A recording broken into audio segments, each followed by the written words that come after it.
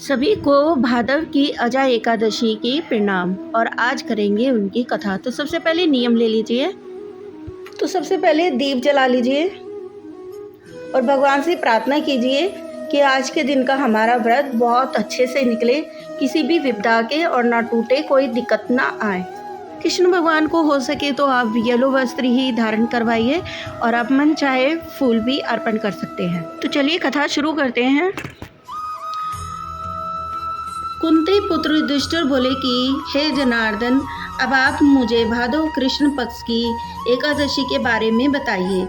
उस एकादशी का नाम तथा उसकी विधि क्या है, सो विस्तार से कहिए। श्री कृष्ण भगवान बोले, हे युधिष्ठिर, भादव पद के कृष्ण पक्ष की एकादशी को अजा एकादशी कहते हैं।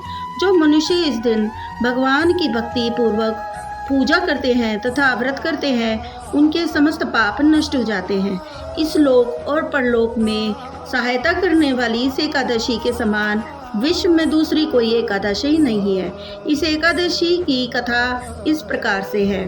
प्राचीन काल में एक चक्रवर्ती राजा हरिश्चंद्र राज्य करता था।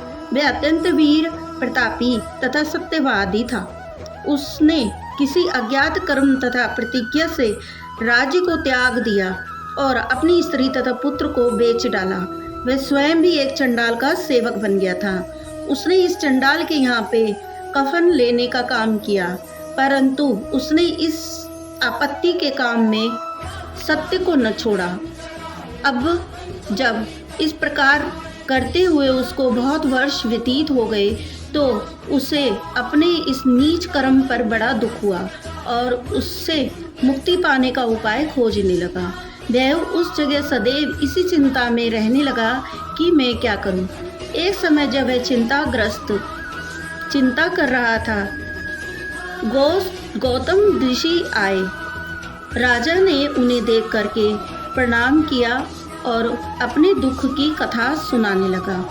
महर्षि गौतम राजा के दुख से पूर्ण वाक्यों से सुन करके अत्यंत दुखी हुए और राजा से बोले कि हे राजन, भादव के कृष्ण पक्ष में अजा एकादशी होती है। तुम इस एकादशी का विधि पूर्वक व्रत करो तथा रात्रि जागरण करो, इससे तुम्हारे समस्त पाप नष्ट हो जाएंगे। गौतम ऋषि राजा से इस प्रकार कहकर अंतर्ध्यान हो गए। हे राजन, यह अब अजा एकादशी के व्रत का प्रभाव था।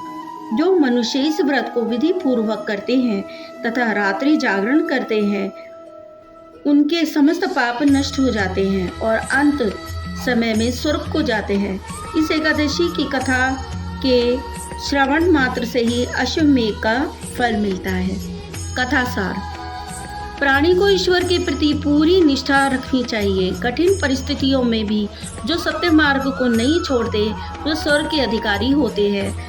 सत्य की परीक्षा कठिन परिस्थितियों में भी होती है, अतः ईश्वर पर पूर्ण विश्वास रखते हुए सत्य का पालन करना चाहिए। बोलो कृष्ण भगवान की जय। तो इस तरह से हमारी भादव पक्ष की एकादशी पूरी होती है और कई लोग करते हैं महीने में साल में 12 और कई लोग करते साल में सिर्फ 12।